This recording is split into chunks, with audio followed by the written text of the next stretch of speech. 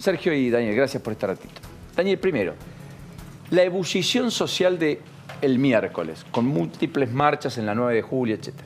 ¿Es un escenario pensable hasta diciembre, de manera recurrente por distintas demandas, reclamos, qué sé yo? ¿O notás una calle, bono de por medio, a ver, qué sé yo, incentivos del gobierno o lo que fuese, un poco más tranquila? Mirá, me parece que depende del gobierno, sustancialmente. A nadie le escapa que este año ha sido de malo a muy malo, ¿no? Para todos. Para las pymes, que en muchos casos han cerrado por la caída del consumo. Para los comerciantes, que vía tarifazo y vía caída también de la actividad económica no pueden vender. Uno transita por cualquier avenida y lo que ve son persianas cerradas, ¿no? Yo veía también acá una señora que cuando hablabas vos de los aumentos se agarraba la cabeza, ¿no? Los aumentos proyectados para enero y para mayo en AISA. Y yo seguro que le debe pasar lo mismo a quienes están en sus casas escuchando todas estas noticias. A mí me parece que ese cuadro es un cuadro difícil. En fin de año se canaliza una cantidad de dificultades que se fueron procesando en el año. Yo creo que el gobierno sin duda no va a poder empardar lo malo del año, pero tiene que tirar algunas señales.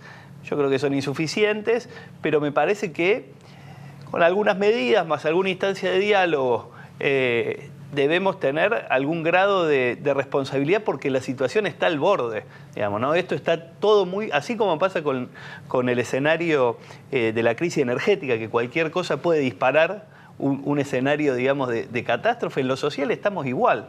Digamos, ¿no? Cualquier situación puede desatar ¿Qué piden un escenario... particularmente organizaciones como la suya?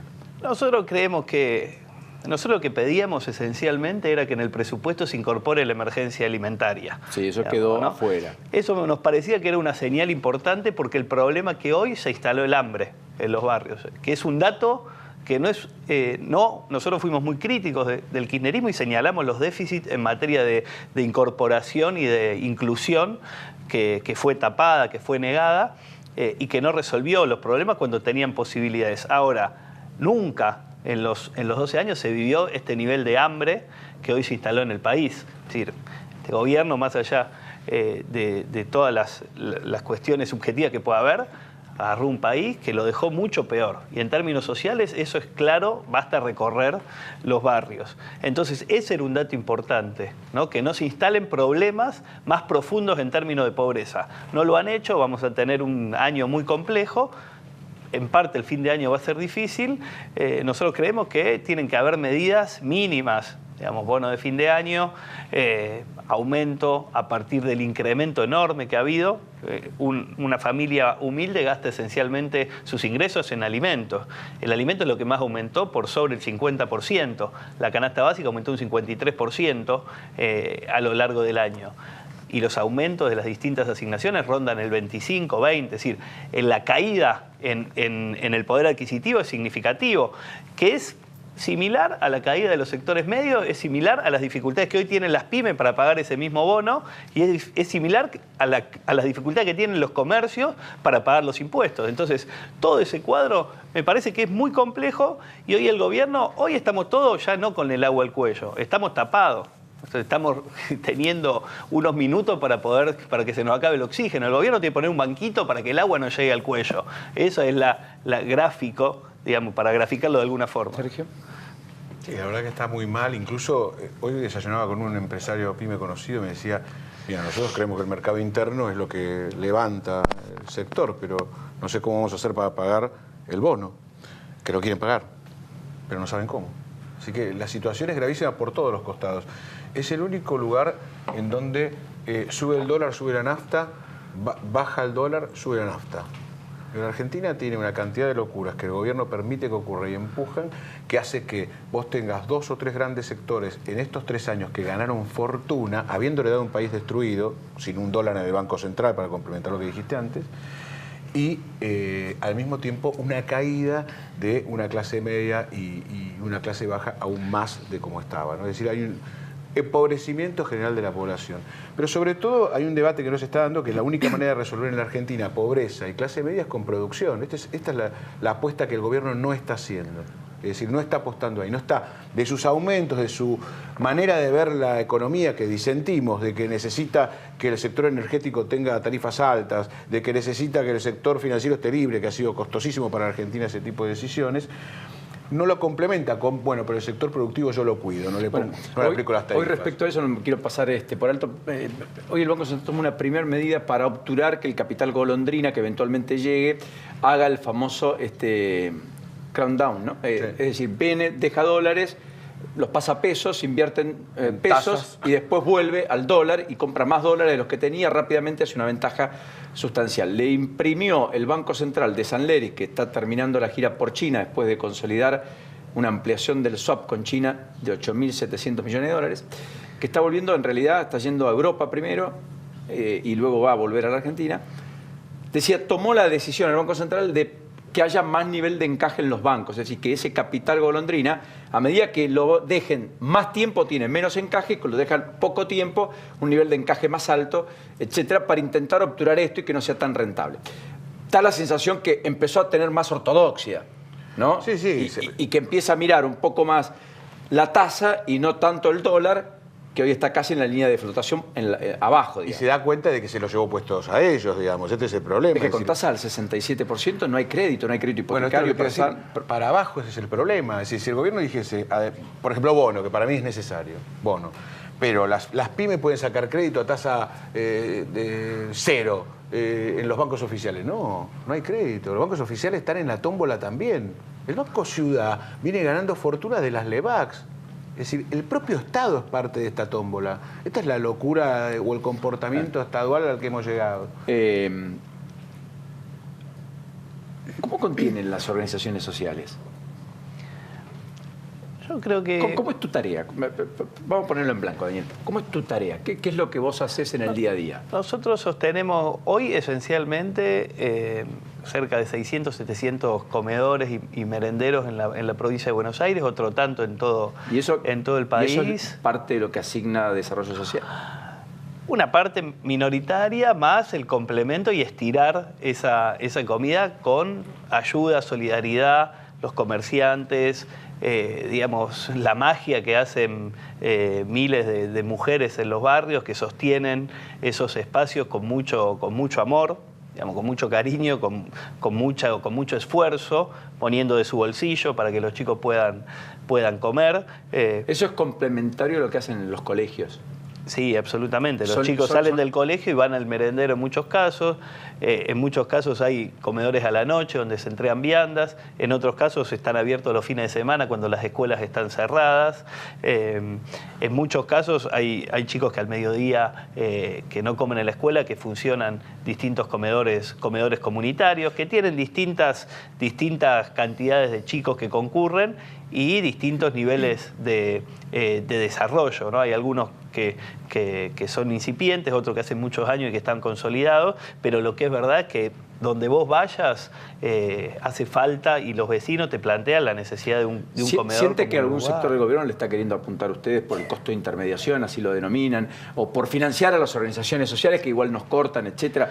¿Hay un caldo de cultivo de algún sector de la sociedad, economistas en muchos casos, que le está pegando ahí? ¿Usted podría transparentar todo absolutamente? ¿Tiene todo? El problema es que el gobierno no puede... Cuando uno hace las cosas mal, y eso queda en evidencia, cuando uno no es sincero y no tiene una autocrítica y no recurre con grandeza a procurar resolver el problema, lo que hace es encontrar en los otros la culpa de la incapacidad y en todo caso de un modelo que genera cada vez mayor pobreza. Entonces, ¿cuál es el problema? Asignarle a los más humildes, a los pobres, la dificultad que en realidad es del modelo económico que no genera posibilidades. La conflictividad social, por decir un tema que está muy en boga, que todos estamos de acuerdo que la ciudad está colapsada en muchos casos y lamentablemente va a haber un dato concreto de que esa situación se exprese por la gran dificultad económica que existe. Hoy en Chivilcoy echaron a 647 personas. Nosotros estamos detrás de una cooperativa en Cañuelas acompañándolo porque están por perder el trabajo 150 trabajadores y eso es a diario. A diario uno puede citar ejemplos de empresas que van cerrando con trabajadores que pierden el trabajo o suspensiones, que eso genera dificultades. Entonces, me parece que acá hay un problema concreto. este gobierno en un primer momento tuvo una mirada amplia, es decir, hay un problema de pobreza estructural, hay organizaciones sociales con las que tenemos que dialogar, organizaciones sociales que tenemos la responsabilidad de no solo protestar, sino también proponer la emergencia social, proponer emergencia alimentaria, construir consenso en las cámaras de diputados. Hemos sacado 2 leyes, y sí, porque nos sentimos muy parte del proceso de la emergencia social, de la ley de barrios populares, donde ha habido integración de barrios populares, donde hay un proyecto donde 4.200 barrios, villas y asentamientos se puedan integrar en términos de procesos de urbanización de esos espacios. Ahora, eso es una forma. Otra forma es decir, no, acá el problema de los movimientos sociales trabajan con los narcotráficos, los movimientos sociales son intermediarios y eso está mal, digamos, ¿no? Entonces, me parece que se busca estigmatizar cuando lo que no se puede dar son respuestas concretas, entonces se discute desde otro lugar. Y también está Bolsonaro como una referencia, ¿no? Yo creo que hay un sector de Cambiemos que está empezando a dejar de mirar esta idea de la república y la institucionalidad para correrse. Como no pueden resolver los problemas... ¿Solo en Cambiemos? Yo creo que Patricia Bullrich está absolutamente tentada a expresar ese fenómeno político. ¿El peronismo no? Olmedo es un espécimen de sectores que también lo expresan. Yo creo que los que no... me parece que los que no tienen la posibilidad de resolver los problemas y proponer problemas sensatos de resolución con las dificultades que hoy tiene nuestro país. Y después me parece que es muy malo las ideas que siembran. Las ideas que siembran en la sociedad. Este tema de plantear que endurecer las leyes inmigratorias, que es un debate que puede ser legítimo, el problema es que la sociedad lo percibe como el problema que yo tengo, porque no puedo tener laburo, porque no me alcanza la guita, es porque viene alguien de Bolivia o alguien de Paraguay a sacarme el trabajo a mí. Y eso es fogoneado desde el gobierno, no sin intencionalidad. Ahí no comparto, Daniel, me parece que el debate es otro. El debate es ¿qué hacemos con el que delinque en la Argentina? Ese puede ser un debate. Ese puede ser un debate, pero hay una intencionalidad de mirar como un chivo expiatorio los problemas que tenemos nosotros. ¿Por qué hoy en muchas plataformas y apps están los venezolanos, colombianos, etcétera, trabajando y los argentinos no? Tal vez me preguntaría qué nos está pasando, qué trabajo, qué clase de trabajo quieren hacer algunos que no hacen otros, y dónde se desarrollan y qué hacen, y qué estamos haciendo para cultivar un empleo de calidad en el mediano y largo plazo. Es mucho más complejo que una discusión televisiva, pero quiero decir, me parece que todo eso hay que poner en la mesa. La crisis profunda que tenemos, en muchos casos, son posibilidades para introducir ideas muy feas que producen sociedades más complejas y que promueven fenómenos políticos muy feos para resolver los problemas. Sergio, antes de esto, en la ciudad se vota una ley fuerte contra Uber, pero eventualmente también contra los que movilicen en micros escolares. ¿Eso será fácil de aplicar? ¿Entiende usted o no? No, yo creo que es complejo el tema del transporte individual en la ciudad de Buenos Aires o en todas las ciudades. Vos, como Estado, habilitás, le decís a alguien, usted puede transportar. Entonces esa persona sabe, eventualmente, si tiene un accidente y el abogado hace juicio, al Estado lo tiene que eludir porque dice, este tipo fue autorizado. En la ciudad de Buenos Aires eso, en el 2011, se convirtió en servicio público. Tomamos esa decisión, yo fui legislador en esa época, de convertir el servicio de taxi en servicio público. Olvidémonos de las guerras que hay con las mafias y todo eso. Estoy hablando del servicio. Sí, de lo que hace la ciudad. ¿Por qué? 38.000 licencias de taxi funcionan en la ciudad de Buenos Aires, de los cuales 20.000 no son empleados de taxi, son propietarios. Sí, son propietarios. Correcto. Y los otros 18.000 son empleados con mandatarias, que ahí tenemos un problema. Dijimos, esto es el máximo, no da más. No da más de 38.000. Hubo un análisis económico, pedían más, le dijimos, mire, no da más. Es más, tiene que bajar esto. Cuando viene el debate de Uber, que es lo moderno, más allá de que sea Uber, que es de afuera, que la verdad que no es necesario. Argentina tiene desarrollos en software que podrían hacerlo perfectamente. Pero más allá de eso, no importa, trae esta idea. En realidad, vos lo podés permitir si se legaliza, ¿no? Muchos dicen, ¿por qué no lo formalizamos? Pero si lo formalizás es el debate de la licencia, en definitiva. Es decir, ¿cuántas más licencias doy para funcionar? Si yo legalizo a Uber, entonces, que es posible, lo que hago es pasar de 38.000 a 70.000. Es decir, libero. Y más allá de que lo que pagó el que tenía un taxi, una licencia que es carísima, qué sé yo, lo concreto es que todos bajan. Todos empiezan a ganar mucho menos y es un desastre porque ya sabíamos que era así hace 7 años. Entonces, este es el problema con Uber. No que no sea bueno que sea moderno, yo creo que eso está bien. No que no sea bueno tratar de bajar los costos, pero que también están los impuestos, eso. En lo que sale un auto para trabajar en un taxi, en lo que sale la nafta. Los dos tienen 40% de impuestos. para entender lo que significa ser un pyme en la ciudad de Buenos Aires o en la Argentina. Entonces, lo que dijimos es, no puede haber un servicio libre que encima después el Estado termine demandado por no controlarlo, cuando ya sabíamos que no se podía crecer en taxis, basta, y en servicio de transporte. Es más, hay todavía vacantes en remis. Esta es la razón por la cual yo dije también, si la verdad que está mal, tenemos que ir a otro debate que modernice y que limpie muchas cosas en el servicio de taxi. Pero esa es otra cosa. Micros escolares. En el mundo el microescolar está circunscripto a lo escolar lo más posible, pero no quedó vedado de transportar, digamos, gente que va a manifestarse. ¿Por qué? Porque puede pedir permiso a la administración para eso, lo puede hacer, lo tiene que hacer. Ahora es el PRO, yo lo acusé en eso, será culpable de no dárselo. Es decir, va y pide un permiso especial para transportar otro pasajero distinto a los niños, que es un tema. Porque por eso, yo decía una cosa, si uno habilita un camión para transportar combustible, luego no puede aparecer transportando soja.